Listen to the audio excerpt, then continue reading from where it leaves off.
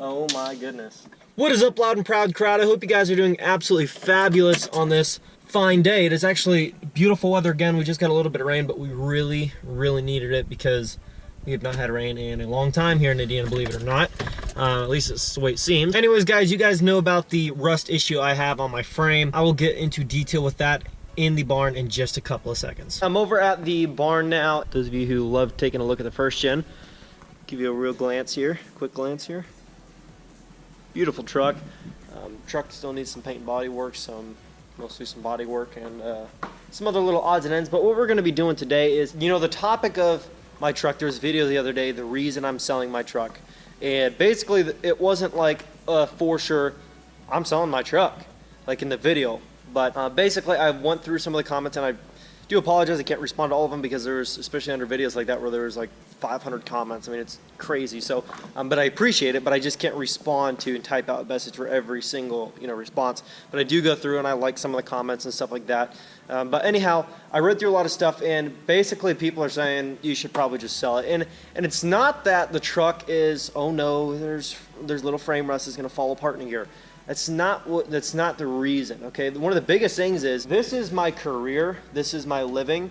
And so when you're sinking money into something rapidly, and I know this truck's been on halt a little bit recently, and I've gotten some comments like, dude, you're a YouTuber and you make money on videos, like why aren't you plowing more money into that truck, you know, like you slow down. It costs a lot of money to do, okay? And some of the stuff that I was planning on doing, like paint, transmission, stuff like that, that stuff's thousands and thousands of dollars. So I can't keep plowing money into small little dorky odds and ends if I'm gonna try to have money saved back for big ticket items like that. So that's why my truck hasn't been full throttle, you know, getting stuff done recently.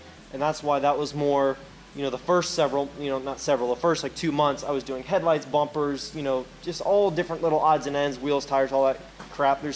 There's tons of stuff. You have to go check out the mod list down below to see everything that's been done on video to my truck in the last couple months. But basically, and recently I've been slowing down on this truck and trying to come up with other video content to continue to save back some money and also give you guys some kind of footage, whether it be on the, you know, the first gen, the 7.3 or the new red 12 valve, without dumping money into stuff. So that's the reason stuff's been a little bit slow, is because I was trying to save back money for, you know, more expensive things like that, and I'm getting closer to where I could do that. But now we've come up to a point where I'm trying to decide if I really want to sink that money into this truck. Do I want to sink another $10,000 into this truck over the course of the next 6 months, or do I not want to sink it into this truck because of some flaws that I found? Those of you who have been watching recently, and some of you just came from that video, the reason I'm selling my Cummins, that was because of some frame cracks. There's a crack in the frame on both sides. It's about a 2-inch crack on passenger and driver's side. Guess there's one on each side that I just found out. There's no cracks in the frame on the front up by the driver's side, but on this side, which is the passenger side, let me get my phone flashlight so you can see, there's a good 3-inch hole there.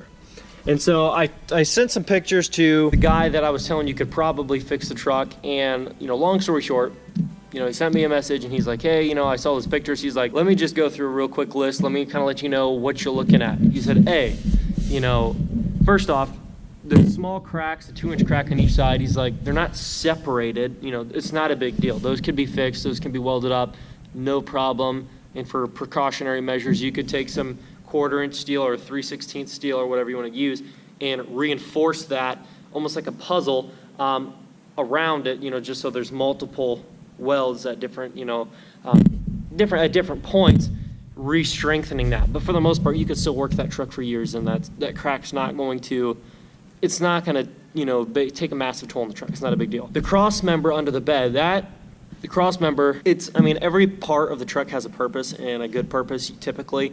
That cross member is not a huge deal. That can be fixed fairly easily, and you could go through and put more like angle iron across the frame down there with some steel plates on the ends, slide them up in between the frame on the inside, and then just weld those down through along underneath the back. So if you wanted to do that for rear wheel horsepower and torque back there, your frame, you know, is very stiff and secure. It's not, you're not going to have any torquing and going on and stuff like that. And then when it came to the big hole up on the front, that's the thing that he said would be the hardest thing to do. It can be done. He said that for sure can be fixed, but you're probably looking at close to $700 to $1,000 if you had me do it, because first off, he's got to work another job, so he would have to do it on like on the weekend or something. You'd have to dismantle the front tire, you'd have to take apart the fender lining, you'd have to completely sand down the area and then get a real good look at what all is damaged.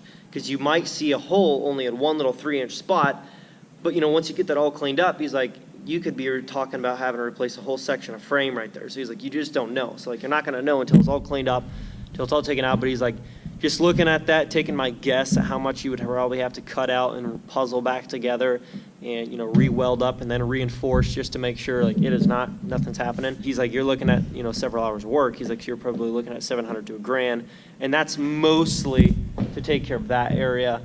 Because he said, like he said, the other cracks are not a big deal. So yeah, I mean, that's the thing. That's where we're at right now with the truck. First off, we're going to do some sanding here today around those areas, try to figure out what we're actually dealing with before we try to make any kind of plans. Let's get to that right now.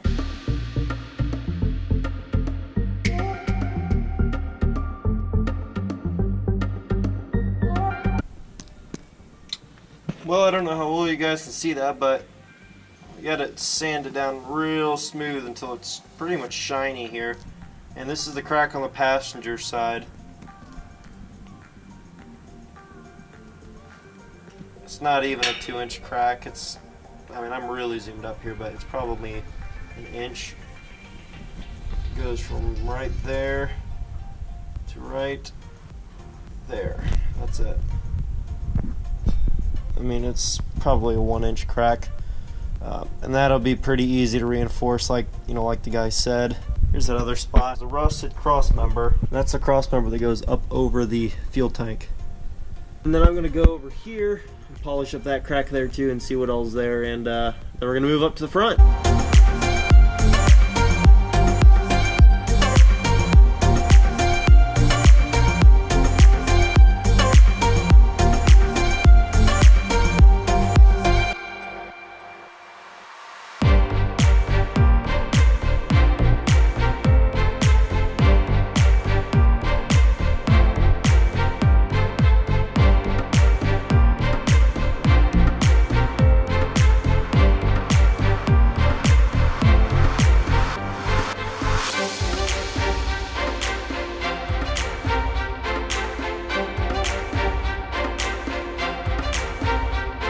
Well, we just got done sanding this spot. A little bit more rust came off, but if you look real close, we got it polished down to where it's actually like shiny now.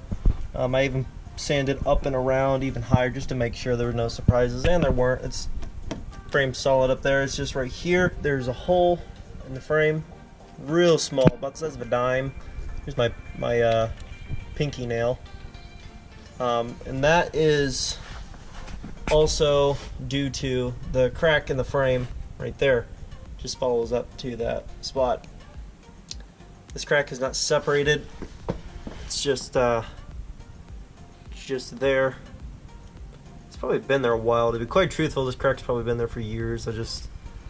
Nobody's ever really cared to do anything with it or know about it. But that crack's probably about 3.5 inches. The other side was probably only about a 1-inch crack. This crack starts right there.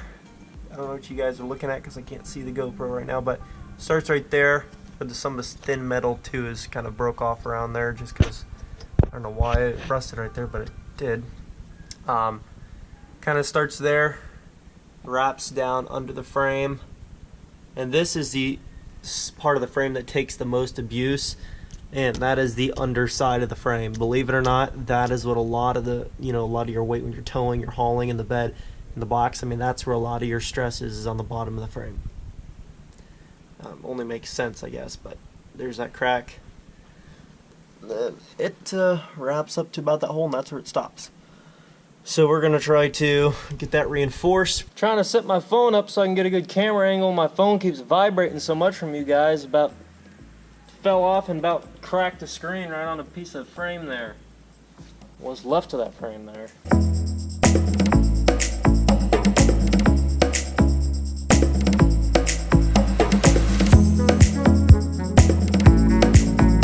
Guys, this frame is a lot worse than I thought.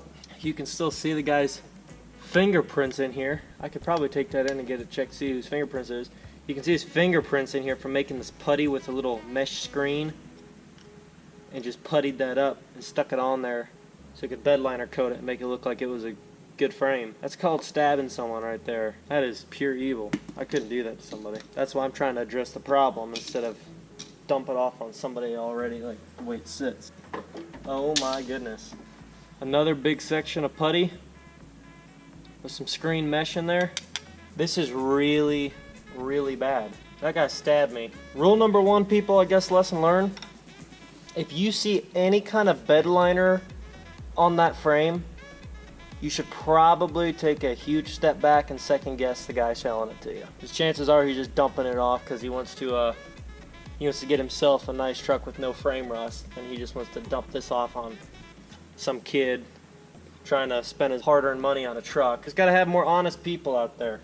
I mean, this is awful. And the fact that he tried to hide it so well by taking some metal mesh and putting some putty on it and sticking it to that, and then bed liner coating the whole frame to make it kind of look like the whole thing was done, not just one area was patched up. Like, he went out of his way to try to dump that off onto somebody. I can be completely honest, I did not expect to see that under there.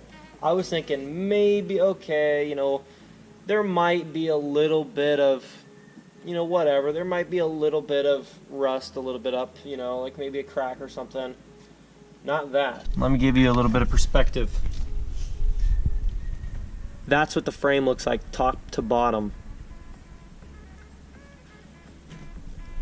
Not really anything past these cables here. And by looks of it, nothing really past this big section here holding up your coils and your shocks. But that whole section right there, straight up and down on that section of frame, is beat. Now, the only thing that I can look at as a positive, which is pretty hard to freaking do in this situation, is thank the Lord there's frame on the other side in this section of frame. It's not like the back half where it's only steel on one side.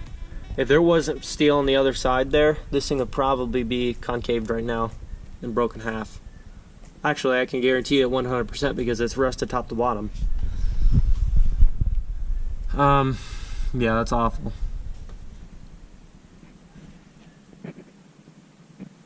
I got big hands, really big hands. And, I mean, that's the whole section of frame, the width of my hand straight up and down. You would think that's a really odd place to have that happen, but oh my, that is terrible. I have to have this done professionally. There's no questions. No questions. I could not in my right mind try to fix that myself, not being professional, and sell it off onto somebody feeling confident. Because like when I make a deal with somebody, I want both sides to be satisfied, taken care of, happy. I can't believe somebody pawned this truck off to me for $9,500, said I am not moving on my price with that kind of damage he knew was hidden. Like, are you serious right now? I couldn't do that to somebody. I would not, like, if I even got close to being able to do that, I would have to come clean and be like, dude, I can't sell you this truck like this. Like, I should have told you sooner. Like, I just can't do it. There's something majorly wrong with it. I just can't sell you the truck. And I would have to take it back and fix it. Like, my conscience, me and my dad are like, it's like our conscience does not let us do wrong things. Like, that's something we could never do, sell off to somebody like that. Well, I'm gonna keep on chipping away at it, see if there's any more unpleasant surprise, and then when it's done, I guess we'll kind of get back and wrap it up and try to figure out what we can do about it. Well guys, I finished doing what I was gonna do to the truck today, and that was basically just further investigate and see what kind of rust was where. Is it worse than I think? Is it what I expect? That is a 7-inch tall, 7-inch wide weak point in this frame. That is disgusting. I sanded down and I felt back further than those cables there, and you can see the furthest it goes is right here, and then it goes about a full 7 inches from right next to where your coils mount up on that mounting point there over to this little silver cable there. So 7-inch by 7-inch hole in my frame. Now I'm not sure how they'd have to fix that and reinforce it on the top, the bottom, mostly on the bottom. Mostly the bottom needs reinforced with steel plate on the bottom, contouring to that, and then also just obviously that front plate. But other than that, I mean, I'm not sure what you're gonna do. Something that's going to take professional knowledge and know-how to get that fixed properly. Yeah, I'm not gonna say it's gonna be easy, for sure. I mean, by no means. Welding takes incredible skill, fabricating.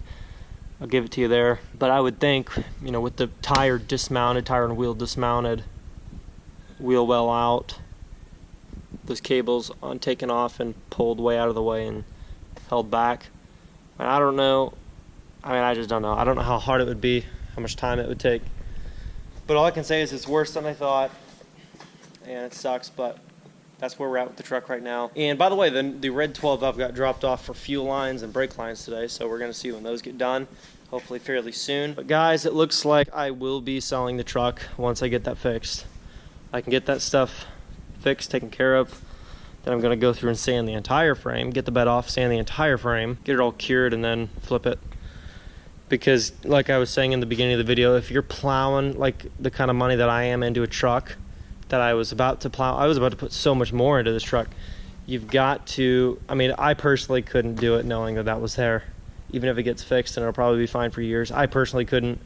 I couldn't keep dumping thousands upon thousands of dollars into the thing knowing that that weak point was there. I mean, if you're just gonna drive it as a normal work truck or whatever, just sitting the way it is, shoot, you got a good looking truck. It probably won't give you any problems and not gonna cost you anything other than the initial cost to buy it for years.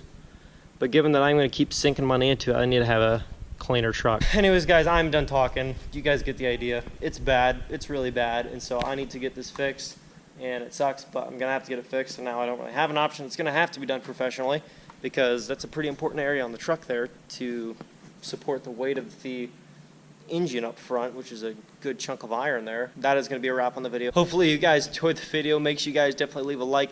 Let me know down in the comments what you guys would do. I am going to sell the truck. That's not a question. You don't need to try to convince me. Keep the truck, swap frames, swap the body, swap the... I'm going to sell the truck. I can't afford to do that.